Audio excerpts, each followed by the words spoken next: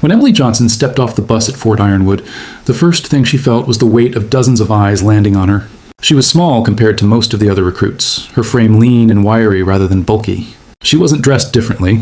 Everyone had the same standard-issue fatigues, but something about her presence seemed to draw curiosity, skepticism, and almost immediately, ridicule. Bootcamp wasn't a place for kindness. It was a crucible, a place designed to burn away weakness and forge steel out of human spirit. And for women, especially those like Emily who didn't fit the mold of a stereotypical soldier, the scrutiny was harsher. From the very first morning drill, the comments began, "Hey, look at her arms. She's never carried more than a grocery bag. Don't fall behind. Sweetheart, this isn't yoga class.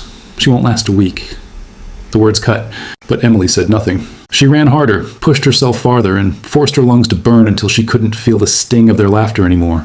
Every time they mocked her, she tucked their words into the fire inside her chest. But despite her resilience, the isolation was real. Recruits bonded through pain, yet for Emily, the others seemed determined to keep her outside their circle. She ate alone in the mess hall. She sat quietly during downtime, while others shared stories and jokes. She was the odd one out, the misfit who didn't belong. The one thing no one knew about Emily was the secret ink etched across her back. A tattoo not of decoration, but of history. It wasn't visible under her fatigues, but she knew that if anyone saw it, the laughter would stop. Days turned into weeks, and still the mockery continued. The only person who seemed to notice Emily's determination was Drill Sergeant Ramirez. He was a broad, steel-eyed veteran who barked commands like thunder and rarely showed any emotion other than anger. Yet even he couldn't deny there was something different about the quiet girl who refused to quit. One blistering afternoon during obstacle course training, Emily's moment arrived. The recruits were ordered to climb the rope tower, a brutal test of grip strength and endurance. One by one, the men and women clawed their way up, some faster than others, some barely making it at all. When Emily's turn came, snickers rippled through the line. "Bet she won't even make it halfway. Better call the medics now." Emily ignored them. She stepped forward, grabbed the rope, and began to climb. Hand over hand, foot braced against the rough fibers, muscles straining, she climbed. The sun seared the back of her neck, sweat blurred her eyes, but she kept going. And, to the disbelief of everyone watching, she didn't stop at halfway. She climbed past the markers, past the point where most gave up, until she slapped her palm against the top beam in victory. Silence fell over the recruits. For the first time, there was no laughter. When she dropped down, chest heaving, her eyes met Ramirez's. He didn't smile, but he gave the faintest nod. For Emily, it was enough. But the whispers didn't end there. That night in the barracks, while everyone stripped off their uniforms for showers, one recruit named Carter, a tall, arrogant man who considered himself the squad leader, decided to press further. "Hey, Johnson," he sneered, "what are you hiding under that shirt? Scars from ballet practice?" Emily said nothing. She turned away, hoping to avoid confrontation. But Carter wouldn't let go. "You walk around like you've got something to prove. Let's see it. What's on your back? Afraid to show us?" The other recruits laughed, some egging him on. Emily's jaw tightened. She had sworn to herself that she would never reveal her tattoo here, not until she had earned respect on her own terms. But Carter was relentless, reaching as though to grab her shirt. That was when the voice of authority boomed. "Stand down, Carter." The room froze. Commander Briggs had entered, unexpected, unannounced. He was a man who rarely came into the barracks, a man whose very presence made recruits snap to attention. Carter stepped back instantly, his smirk vanishing. But Briggs's eyes were fixed on Emily. "Johnson," he said, his voice measured. "Step forward." Confusion rippled through the room. Emily obeyed, standing tall though her heart raced. "Remove your shirt," Briggs ordered. A stunned hush fell. Emily hesitated.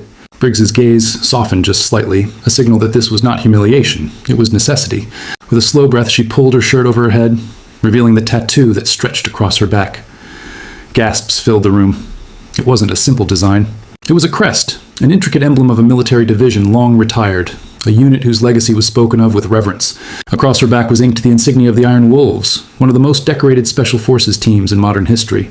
Beneath it were names, etched in precise black lines, of every soldier who had served in that unit. Briggs's face went pale. He stepped forward, his voice dropping low. "Where did you get this?" Emily's shoulders squared. "My father, sir, Lieutenant Colonel Daniel Johnson. He served in the Iron Wolves until he fell in combat." The room was silent. Everyone had heard the name. Daniel Johnson was a legend, a man whose sacrifice had saved countless lives during a mission that had turned the tide of a war. His story was taught in military history classes, his heroism, the kind of example every recruit was urged to follow. Briggs swallowed hard, memories flickering in his eyes.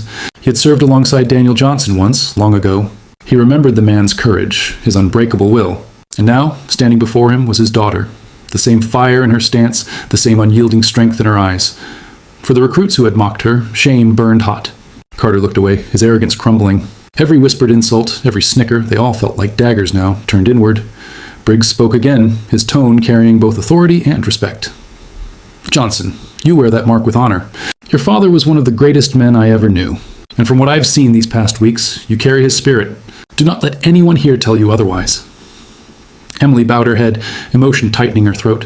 She hadn't come here to live in her father's shadow, but in this moment, she realized she was carrying forward his legacy, not by the tattoo alone, but by her own determination.